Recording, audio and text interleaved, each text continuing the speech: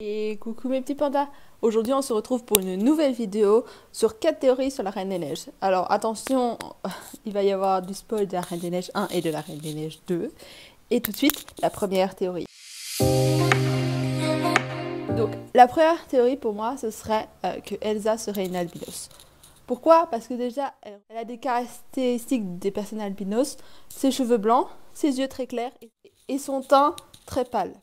D'ailleurs, sa ressemblance avec Anna est assez difficile à voir. Personnellement, j'aurais jamais cru qu'elles étaient sœurs. Hein, elles sont près. La seule chose qu'elles ont en commun, c'est leurs yeux bleus. Alors, on pourrait, grâce à ça, se demander si du coup, son enfermement serait justifié. Parce que si vous ne savez pas, les personnes albinos sont sensibles à la lumière du soleil. Et on sait que dans le 1, ils l'enferment et elle est privée, enfin ils le disent, hein, qu'ils ferment les portes, les volets, ils ferment tout. Et donc du coup c'est pour ça que je me pose cette question. Ça pourrait être possible, mais dans le 2, elle est genre H24 dehors. Donc je sais pas si on peut être, si ça peut toujours être très valable. Théorie numéro 2, Olaf, l'enfance d'Elsa. Je m'explique.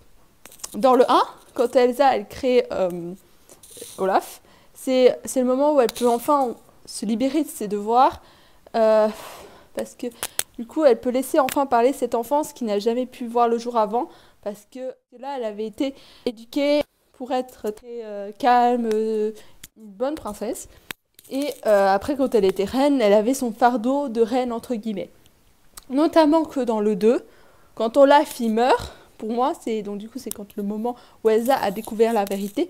Et la vérité c'est tellement un choc que cette enfance n'a plus raison de vivre et que c'est pour ça que Olaf meurt. Et pour moi, genre, quand Elsa elle est gelée là, c'est plutôt qu'elle s'est genre évanouie sous le choc un peu et après genre elle reprend conscience et son enfance peut de nouveau renaître. Et donc du coup ça pourrait expliquer pourquoi Olaf revient à la vie et qu'il est plutôt derrière une cascade que plutôt qu'il explose. Parce que franchement quand il était derrière une cascade, moi j'ai pété un câble, j'étais en mode mais pourquoi il n'a pas explosé? Ça aurait été beaucoup plus fort niveau message.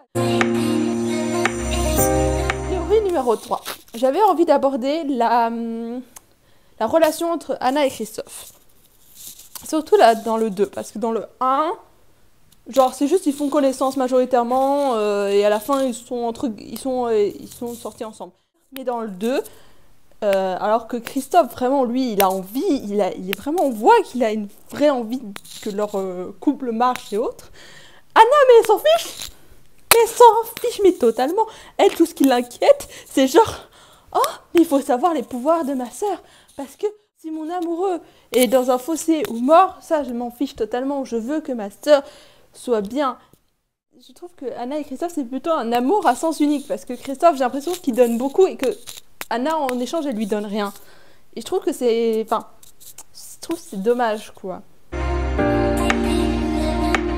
Théorie numéro 4. Là aussi, j'avais envie de parler d'une relation, entre guillemets. Christophe et Sven. Je m'explique. Déjà, dans 1, Sven et Christophe, ils sont super complices. Hein. Enfin, genre, Christophe, il le comprend, il parle le langage, hein, il lui parle. Enfin, il parle pour lui, c'est pour dire.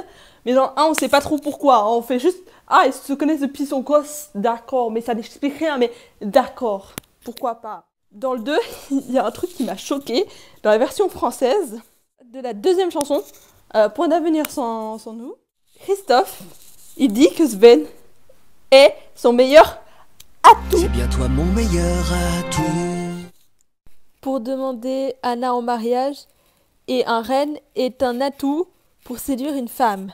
Plus tard, dans la Reine des Neiges 2, on va découvrir le peuple des Noldra, et il y a un garçon dans le peuple des Noldra qui est exactement comme Christophe et qui se soucie beaucoup plus de la demande en mariage de Christophe que de son peuple. Lui, il veut l'aider, lui. Genre, il le connaît depuis 20 secondes, il veut l'aider. Il veut absolument l'aider. On dirait vraiment, franchement, pour moi, c'était un coup de foudre. Pour moi, pour moi, je les chipe tellement plus ensemble parce qu'ils se soucient beaucoup plus de Christophe que Anna. C'est un gros problème quand même. Je tiens à dire que ce gars random dont j'ai oublié le nom se soucie plus que le personnage principal de Christophe, qui est un personnage secondaire, mais utile quand même un petit peu. En fait, non, il est inutile dans le...